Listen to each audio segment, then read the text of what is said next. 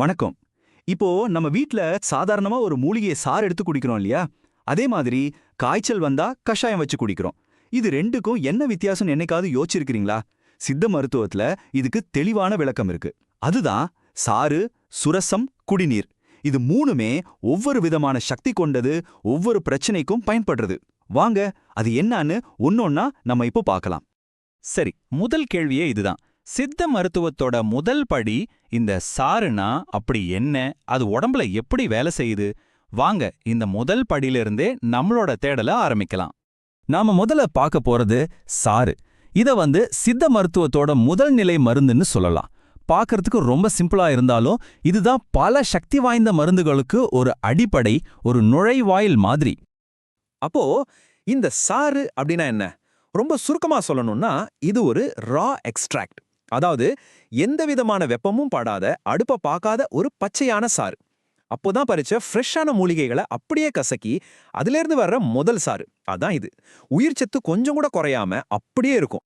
இது தயாரிக்கிற முறையும் பாருங்க, ரொம்பவே சுலபம். முதல்ல புத்தம் புதுசா இருக்கிற இலைகளையோ மூலிகைகளையோ எடுத்துக்கணும். அடுத்து அதை நல்லா இடிக்கணும், இல்லைன்னா அரைக்கணும்.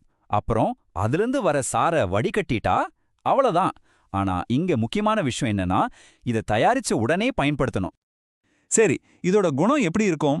இது ரொம்ப லேசான தன்மையில இருக்கும். அதனால உடம்புல பட்டதும் சட்டுன்னு உறிஞ்சு கொள்ளும். ஒரு திடீர் பிரச்சனைக்கு உடனடி நிவாரணம் வேணும்னா இதுதான் சரியான தேர்வு. ஆனா இதுல ஒரு பெரிய சிக்கல் என்னன்னா, இதோட ஆயுள் ரொம்ப ரொம்ப குறைவு. செஞ்ச கொஞ்ச நேரத்திலேயே அதோட சக்தி குறைய ஆரம்பிச்சிடும். அதனால உடனே பயன்படுத்தணும். ஓகே, உடனடி நிவாரணத்துக்கு சாறு கரெக்ட். ஆனா இதை விட இன்னும் ஒரு படி மேல கொஞ்சம் அதிக சக்தி வாய்ந்த மருந்து தேவைப்பட்டா அது என்னவா இருக்கும்? வாங்க அடுத்த கட்டத்துக்கு போலாம். அந்த கேள்விக்கான பதில்தான் சுரசம். இது சாற்றை விட இன்னும் கொஞ்சம் மேம்பட்ட சக்தியை கொண்ட ஒரு தயாரிப்பு. சுரசம்னா என்னன்னா, லேசான சூட்ல தயாரிக்கப்படுற ஒரு எக்ஸ்ட்ராக்ட். இதுல தான் ஒரு சின்ன ட்விஸ்ட் இருக்கு. சாறு மாதிரி இல்லாம இதுல மூலிகையோட குணங்களை இன்னும் நல்லா வெளிக்கொண்டு வர சின்னதா வெப்பம் காட்டுவாங்க. இந்த சின்ன வெப்பம்தான் இதோட ஸ்பெஷாலிட்டியே. இதை எப்படி தயாரிக்கிறாங்கன்னு பார்ப்போம். ஃப்ரெஷ்ஷான அல்லது காய்ந்த மூலிகைகளை எடுத்து லேசா வெப்பப்படுத்தி அதுக்கப்புறம் சாறு எடுப்பாங்க.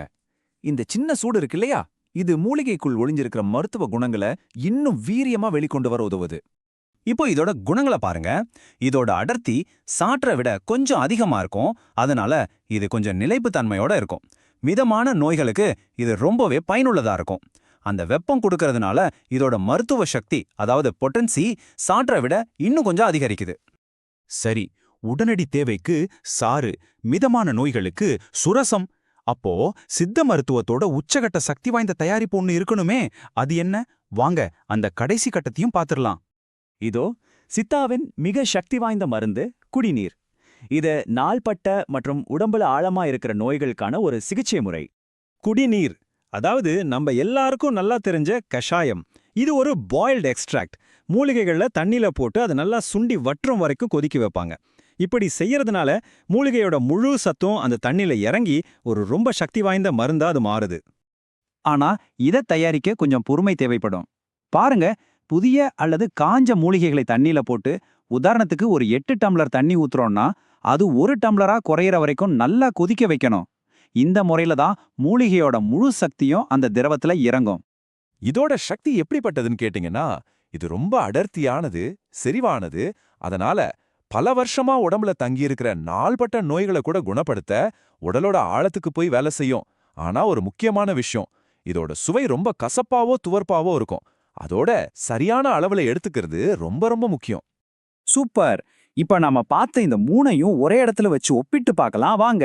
அப்போதான் சித்த மருத்துவத்தோட இந்த படிநிலை எவ்வளோ அற்புதமானதுன்னு நமக்கு புரியும்.